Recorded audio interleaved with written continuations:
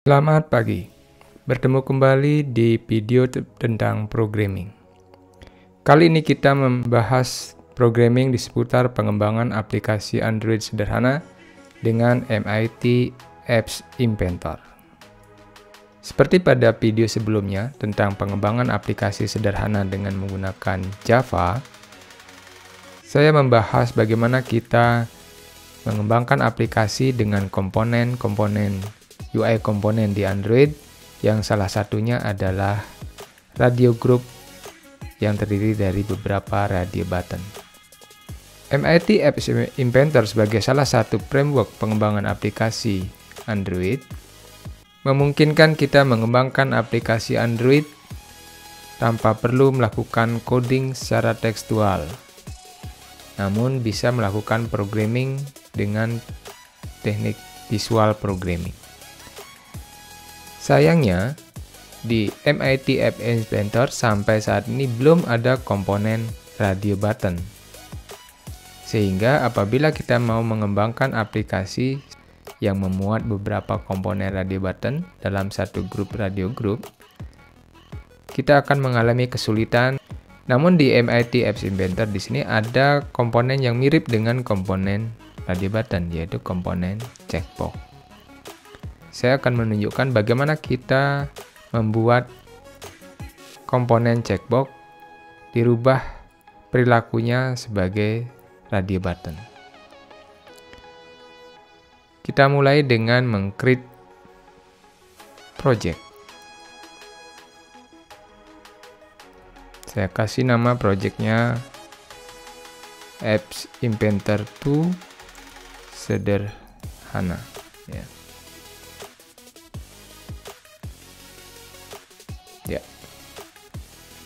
Saya akan gunakan layout vertikal. Lalu di layout vertikal ini saya tambahkan 3 buah checkbox.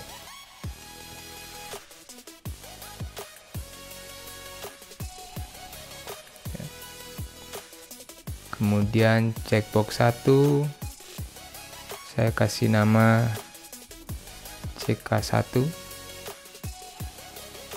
Checkbox 2 saya kasih nama CK2.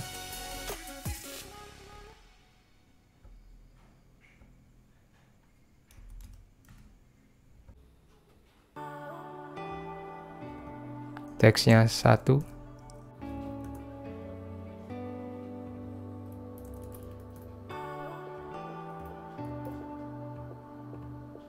Dan 3.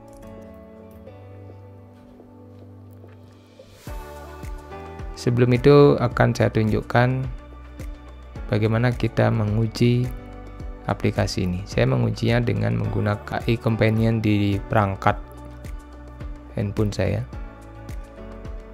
Saya refresh. Ini. Jadi kalau kita cek 1 lalu 2, nah dia adalah checkbox, tidak bersifat seperti radio button. Ya, kalau dari radio button dalam satu grup itu hanya ada salah satu yang boleh diselektif. Kita akan rubah skenario perilaku dari ketiga checkbox ini dengan menjadikan dia menjadi radio group. Nah, kita codingnya dengan melakukan visual programming di blok. Pertama saya akan deklarasikan sebuah variabel global, ya, di sini, yaitu untuk menampung ketiga checkbox tadi. Saya beri nama, saya simpan dalam array list, ya.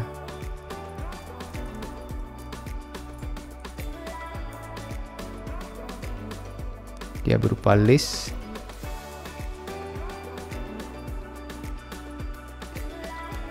Yang isinya adalah 3 item.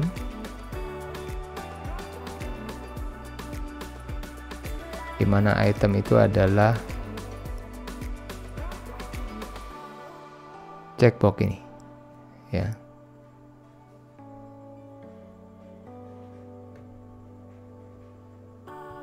Checkbox 1, checkbox 2, checkbox 3. Selanjutnya skenario-nya adalah apabila salah satu di antara checkbox ini diklik, ya, ada di selected, maka checkbox yang lain itu unselected. Ya, checkbox yang lain akan selected. Jika checkbox 1 yang di selected, maka 2 dan 3 unselected.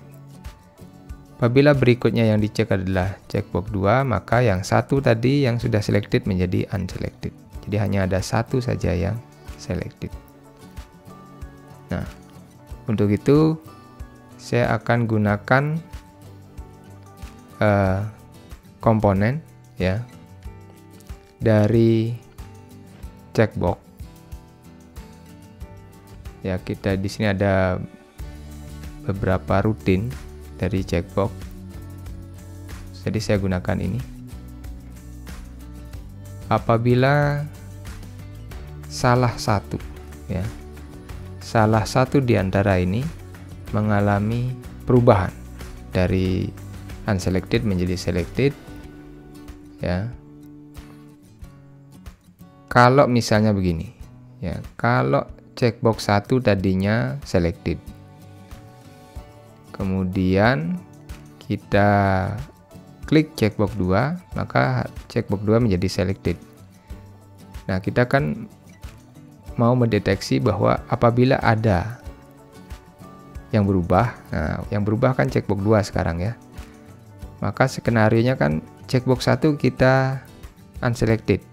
Nah, ketika kita unselected secara program, bukankah dia juga mengalami perubahan sehingga dia juga akan memicu rutin ini, ya, memicu rutin ini, ya. Sehingga karena itu kita coba proteksi siklusnya, hanya yang pertama saja yang mengalami perubahan yang diproses, sementara yang lainnya dibiarkan, ya, diabaikan begitu. Jadi ini hanya memproses checkbox pertama saja yang mengalami perubahan. Untuk itu saya deklarasikan sebuah variabel global baru, ya, untuk menandai bahwa ini perubahan pertama, ya.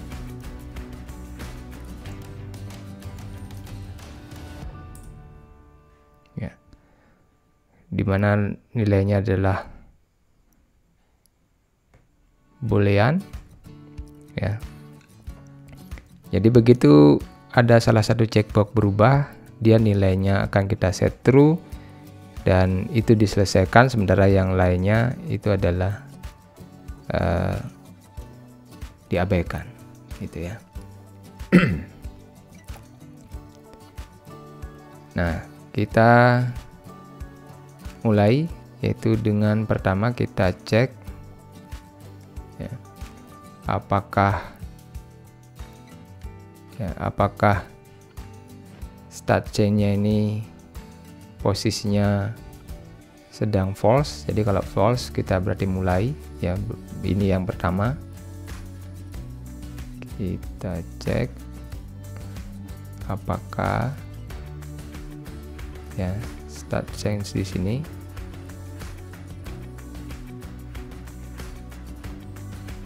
itu sama dengan false.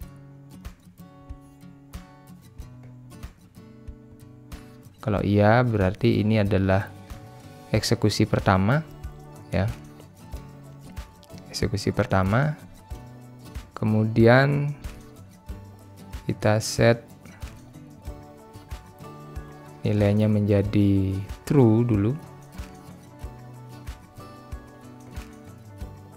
untuk menunjukkan bahwa sedang diproses, ya. Jadi statusnya sedang diproses, sehingga ketika ada komponen lain yang berubah, ini tidak dieksekusi lagi. Jadi tidak ada double eksekusi terhadap prosedur ini, ya, untuk memastikan itu. Nah, apa yang kita lakukan? Yang kita lakukan adalah untuk setiap checkbox ini, ya.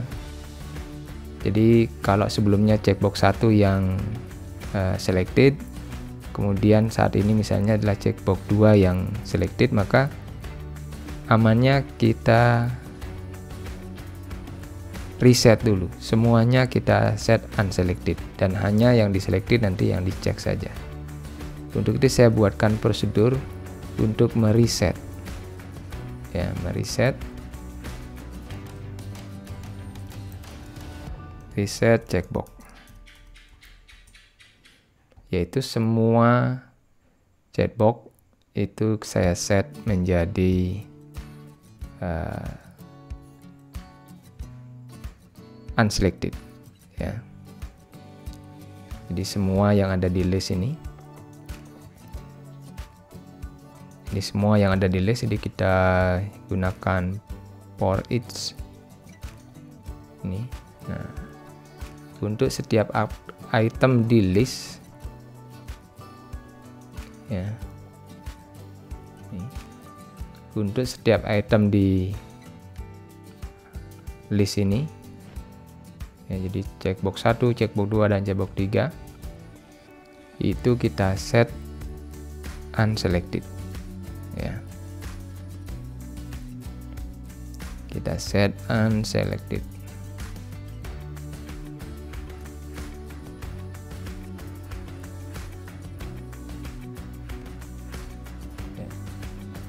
Jadi yang statusnya ini kita set menjadi unselected atau false.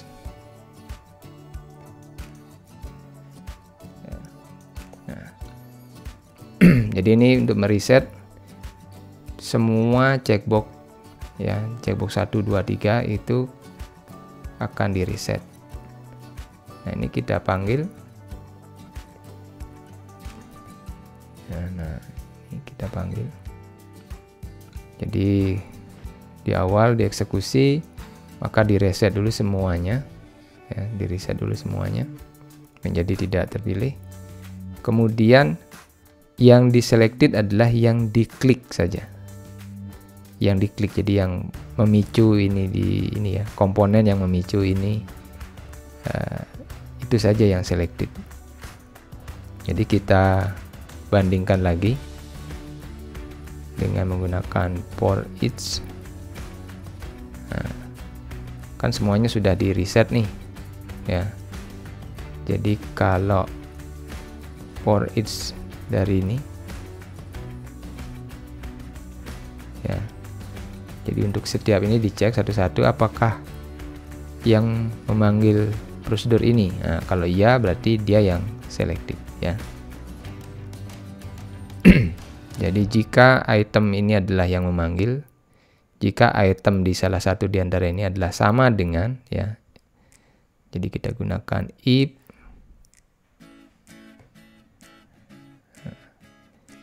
jika itemnya sama, kita gunakan logic equal. Jika item ini adalah sama dengan komponen ini, komponen yang memanggil, maka itu kita set true, ya. Kita set true. Jadi saya copy ini aja.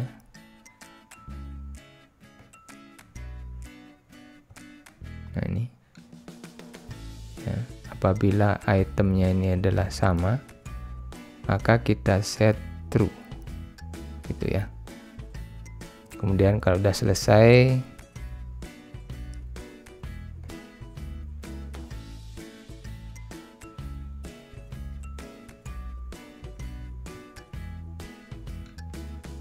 kita set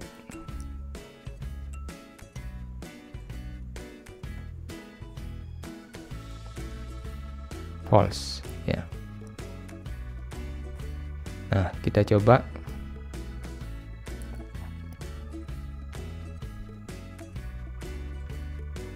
Kita refresh, kemudian kita coba ini, kita pilih 1, lalu kita pilih 2. Apakah satunya otomatis di unselected? Nah ya, jadi seperti radio group ya, seperti radio group seperti itu. Jadi ini contoh kode sederhana bagaimana kita merubah checkbox menjadi radio group ya. Jadi kalau kita ingin membuat kuis berupa pilihan ganda, jawaban tunggal begitu, maka mau nggak mau kita harus menggunakan radio group. Demikianlah video singkat kali ini tentang bagaimana kita merubah checkbox di MIT App Inventor menjadi seolah-olah sebagai radio group atau sekumpulan radio button. Selanjutnya kita akan membahas bagaimana mengembangkan aplikasi seperti yang di aplikasi sederhana dengan Java di video berikutnya. Sampai ketemu di video berikutnya. Terima kasih.